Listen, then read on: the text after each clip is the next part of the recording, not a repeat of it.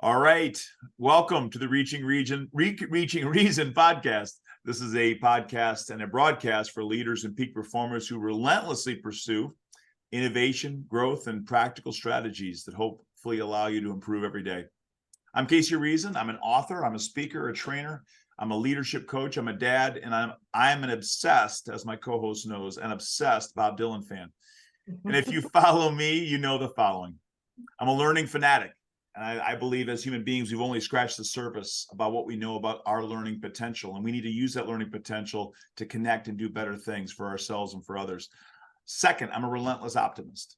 Qualitatively and quantitatively, it's hard for me to believe that everybody can't see the world is getting to be a better place all the time. We've got lots of problems, and that's what we're doing here to work on solving them. And we got to keep up the good fight. But the world is getting to be a better place. I'm a relentless optimist. And if that turns you off, this is not for you. And thirdly, I believe in people and their ideas and innovations. I think that our best days are ahead. And I think that through people and their ideas and innovations, that good things happen, that we are inspired and we are delivered through people and their innovations. So welcome to episode 001, our very first episode. And thank you for your patience as our studio is evolving.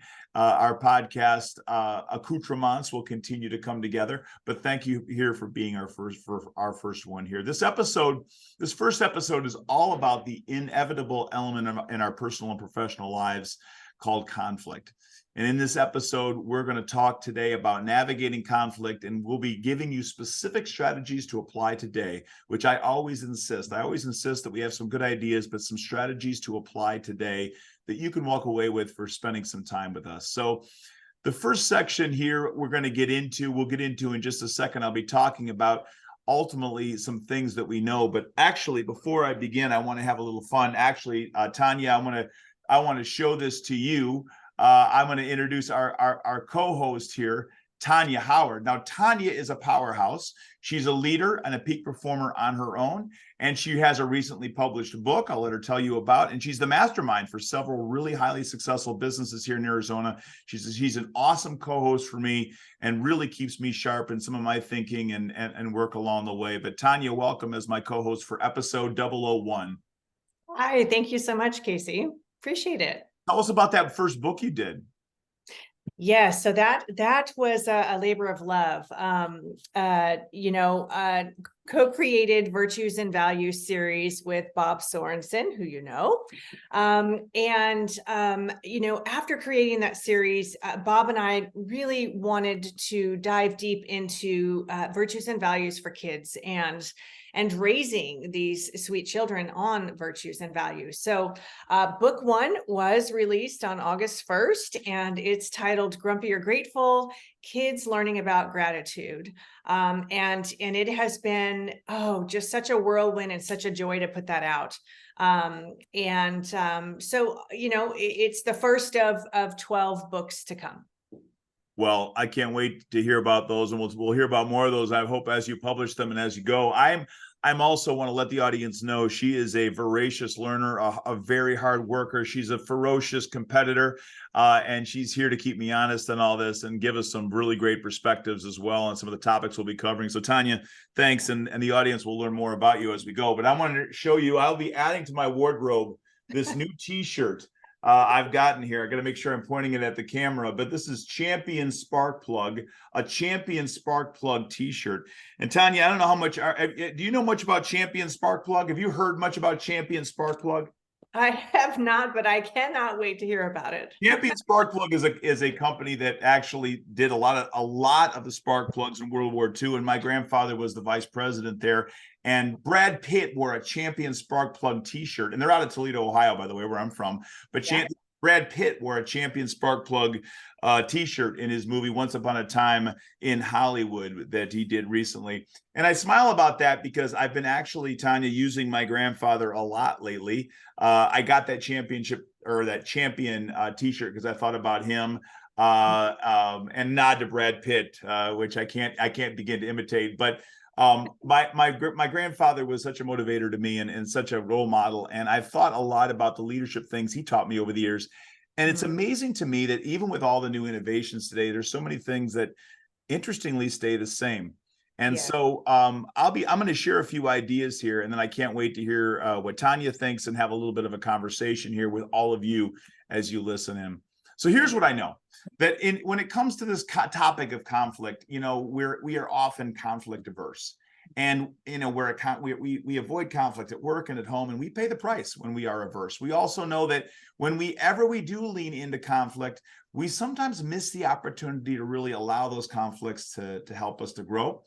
And as leaders, we sometimes also miss the opportunity to resolve conflicts quickly when we can keep things from getting worse. So this relationship with conflict, from learning from it, diagnosing it, getting it out of our way quickly, and really avoiding it can really make a big difference. So our first podcast here, we're really going to talk about the whole concept as leaders and as peak performers, the whole concept of a conflict avoidance. So I'm going to be sharing, again, just a couple of ideas here, and I can't wait, again, to talk to Tanya about these. But the Dalai Lama said, do not let the behavior of others destroy your inner peace.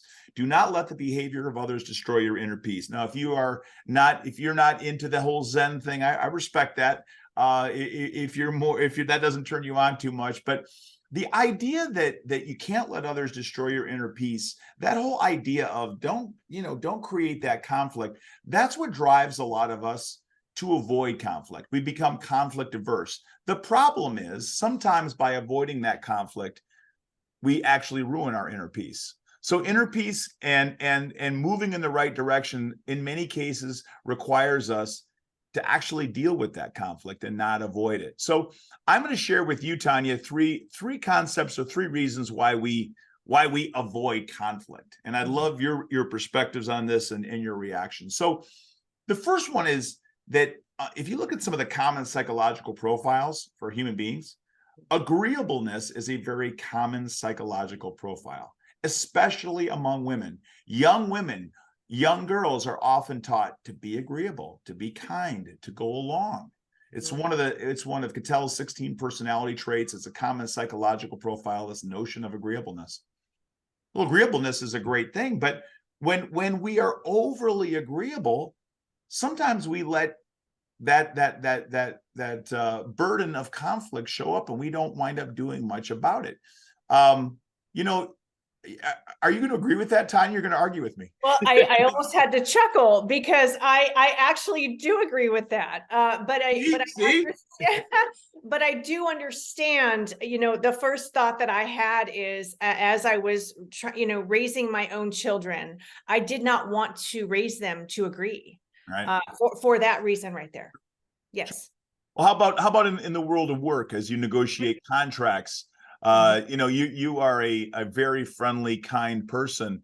And at times when there may be pushback on a contract for a deal that you're working on overseas, and I know you've got international dealings. How has that maybe tendency, because we all have it, especially if we're polite people and you're a polite person, how does that tendency toward agreeableness, how does that work against your ability to sometimes get things done? Yeah, I think it's a dance, and it really is a balance. And I think as you grow in yourself, you aren't afraid to disagree, right? And because as you're saying, when you disagree, there are so many other things that come of that. Sure. You sit here and you hear, oh, pick your battles, choose your battles. And I think too, that's why a lot of people agree. But I really feel like there is such a benefit if you can learn to disagree and then learn to move through that. So if I'm negotiating something, anymore, if it's something I see and I'm like, that's not sitting well. It's also in the deliverance, right? Which is huge. And so I actually love disagreeing. I really do. Well, and Right. good partners, if you have a good partner, what you Yes. learn is you give them permission to push back on you. That's right. You and I have always given each other permission to say, please check me on this. And I've got a couple other really good friends who are like, look, check me before I wreck myself. That's right. Check it if you see me. And honestly, lately, Tanya, I've been going kind of hard on that, and I've been giving people the real stuff. And Yes. at times it can create some turbulence. Right. But I've kind of been playing with it lately because I know we've been dealing with this concept and this idea in our upcoming podcast. But I've been pushing people pretty hard lately in my coaching and even in other elements of my life to not to be overly agreeable, to Right. serve the people that I'm with. And the idea that it's service oriented can certainly help. Yes, and so, the question I would have too is when you do that, do you see, as you said, you see the, the pushback, but typically what I find and see is they do come around and so do I. And at the other side of that is just something amazing. Well, what can also happen though, Tanya, is that there's a chance for hurt feelings. There's a chance for, That's right. and I've watched actually people that I really care about sometimes a little taken aback because Yes. we're not used to this. But when they know that I'm not going anywhere, that I'm there to support them, that I have the best intention in mind, and I'm willing to be disagreeable for the sake of getting to what's most important, which is the truth, that makes a really, really big difference. Let me jump to another one. We're often risk averse because of fear. I want to hear what you think of this, because fear, we're afraid, especially when I coach some new leaders, they don't want to be disagreeable because they don't want to have to argue their point for fear that maybe I don't know my point. Especially when you're early in your career and everybody feels anxiety. Anybody that says they don't, they're feeling too much anxiety to tell you. So if there's there, in many cases, it's fear, and fear of looking like we don't know, or fear of uncertainty that keeps us from addressing the conflict the way we like. Well, how does that sit with you, Tanya? No, I want to say I agree, and I do, because fear is such a driving force, right? I mean, it really is, and I think that a healthy amount of fear is good. I think fear can drive you to do some amazing things. But you're right when you say that. I think a lot of people, including myself, we've all been there, and I'm still there at times where fear drives you instead for various reasons. But I gotta say that's got to be at the top Right. of as to why people agree. It's the fear of so much. Like you said, maybe I don't know my point. Maybe I'm going to make a fool out of myself. Maybe this isn't even relevant.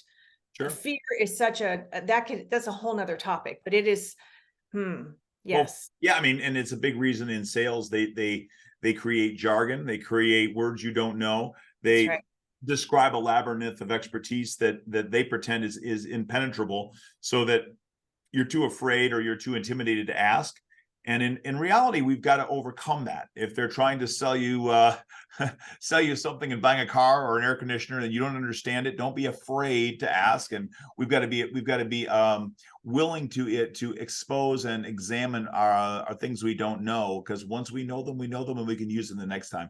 The third thing I had for a rationale, and there's arguably many, but ultimately, our reason for being conflict averse is we have a strong desire for structure and order.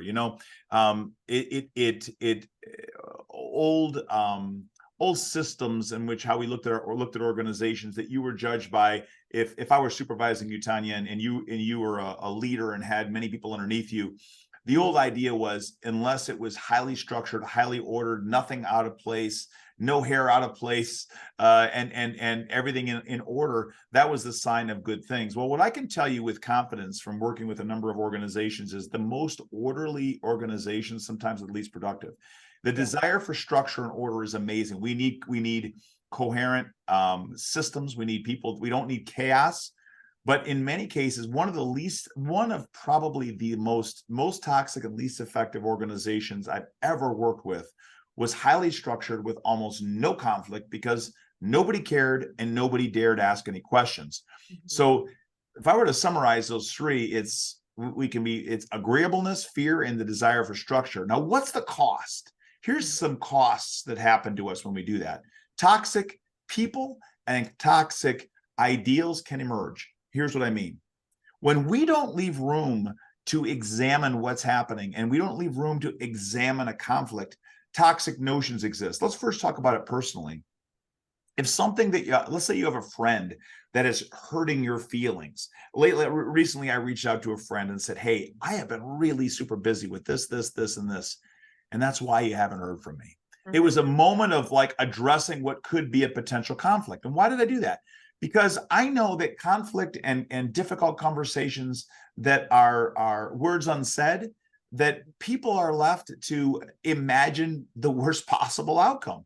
And toxic people in systems and organizations often seize that anonymity of purpose, and they will use it to build toxicity. So if people don't know what's happening, there's more toxicity. And so part of what I love about being in business today is that there's so much more transparency.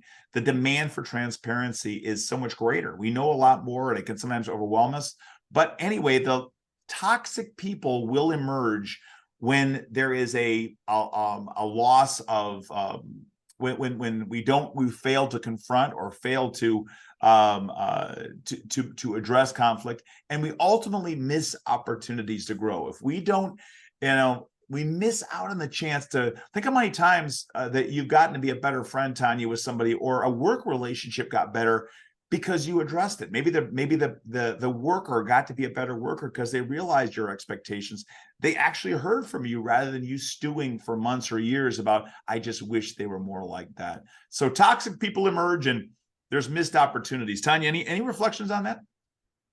I would just say you're absolutely right. I mean, communication came to mind for me too, right? It's when we do communicate openly and really trying to get ahead of things, people then know your expectations, they know your thoughts.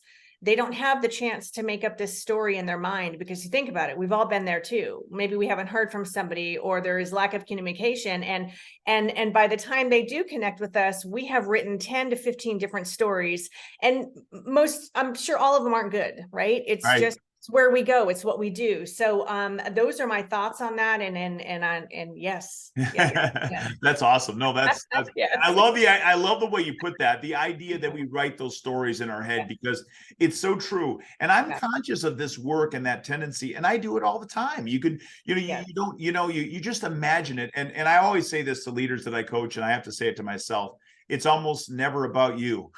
and it's hard because in our world, everything's about us, right? And even with good intentions, everything is about us. But the fact is, many people are in that spot. I'll tell you that years ago, and you know this, Tanya, from my previous conversations, but Ken Blanchard, he endorsed my first book, and his wife actually told me one of the wisest things, and she didn't necessarily orient this phrase, but she said to me, at a dinner we had one time, she said, Casey, we were talking about a difficult client we were dealing with, and she said, even if they let you down, even if they hurt you, usually you have no idea the tumult that they're dealing with in their lives, and they're probably doing the very best that they can in that moment. And it's tough for us to acknowledge and know, but they're probably doing the best they can. I've never forgotten that. And I have found myself addressing the conflict and not being afraid to call out when things don't work. But I think I do it with more grace and understanding. And I probably, before I heard her say that, probably had it in the subterranean elements. My brain would say, well, I need to straighten them out because of how they're making me feel or what they're doing to me.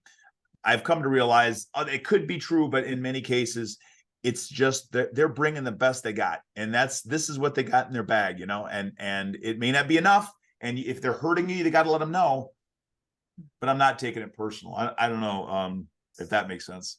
It makes absolute sense, resonates. I would say the same. I say to myself often, it's easy for us to go off the handle or to take something personally. But really, if we stop long enough to think about it, we don't know what somebody's dealing with. I mean, I actually just read a post on Instagram saying just that: be kind to everyone you meet, for you don't know what battle we don't know what we don't know. Absolutely. And so I absolutely, try to do the same, approach people with grace and understanding, still holding our boundaries, our healthy boundaries, still not being fearful to say what we need to say, but in a more kind and less combative way.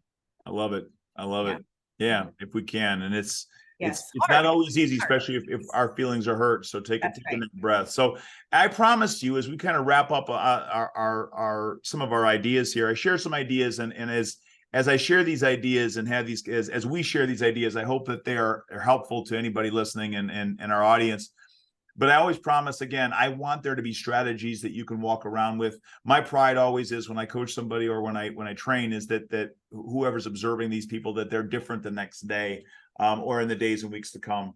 And I don't mean that, and that's never hyperbole. I want there to be a difference in how you move. So here's a couple, I want to leave you with a couple strategies today that again, I'll reflect on here with Tanya, but here's a couple strategies, things that are practical that you can take with you. First of all, if you are somebody like almost everybody who feels a sense of you have a sense of agreeableness about you, that you've been taught to be polite, that you've been taught to be to do the right thing. And agreeableness keeps you from confronting things. And that's absolutely been part of my makeup along the way. Agreeableness has been a great tool for me. It's allowed me to make friends and be kind and move through life with very, with probably less collisions than other people with the wrong things. But that agreeableness can take away your ability to confront things. So we're gonna talk about what to do about that. But the first thing I want to impress upon you is, as you start to get a sense of bravery about overcoming that fear of confronting things, just know that it's going to take away some energy.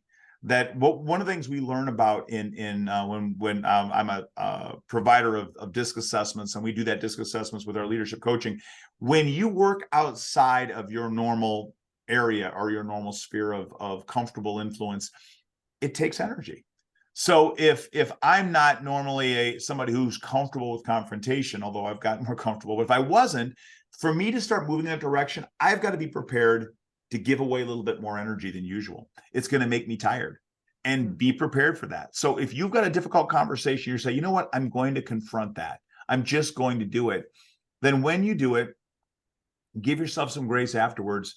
Give yourself some time to debrief, because it will tax you, and from an energy standpoint, especially the bigger it is.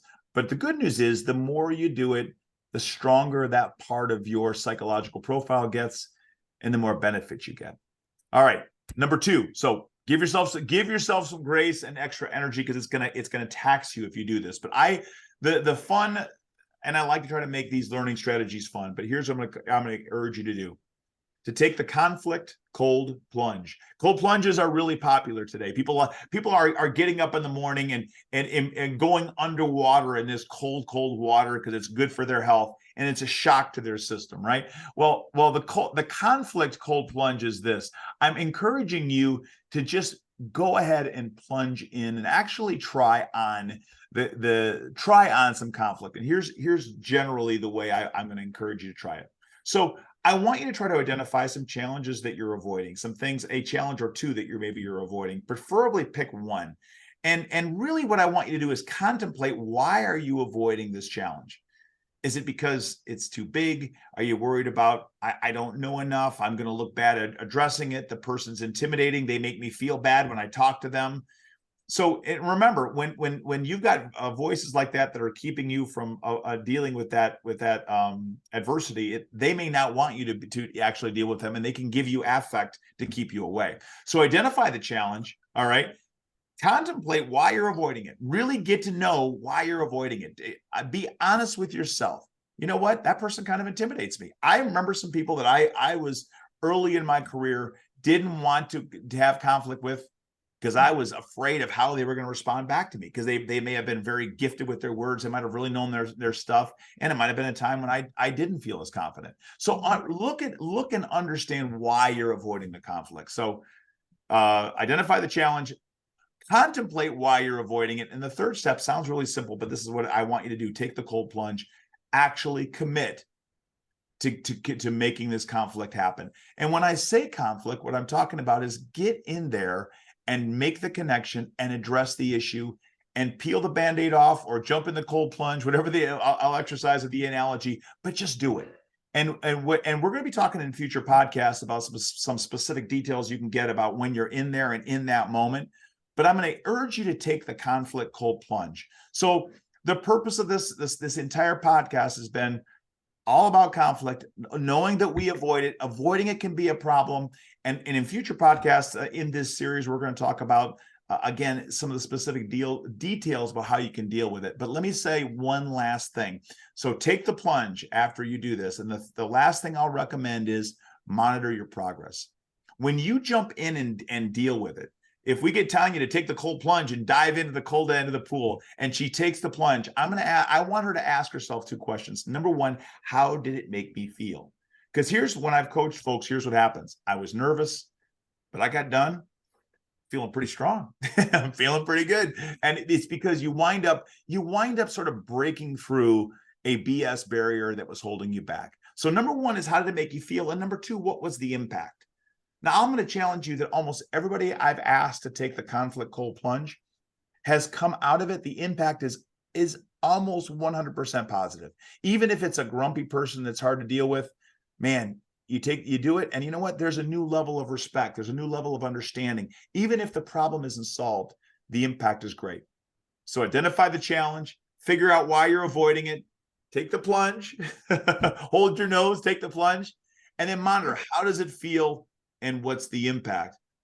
So Tanya, are you going to take the plunge the next few weeks? Are you going to jump in? It sounds really cold. And side note, I've really been trying to do that physically, this whole cold plunge thing I'm embracing, but absolutely yes. And one of the things that I really liked that you said was, when you're doing this, monitor your progress.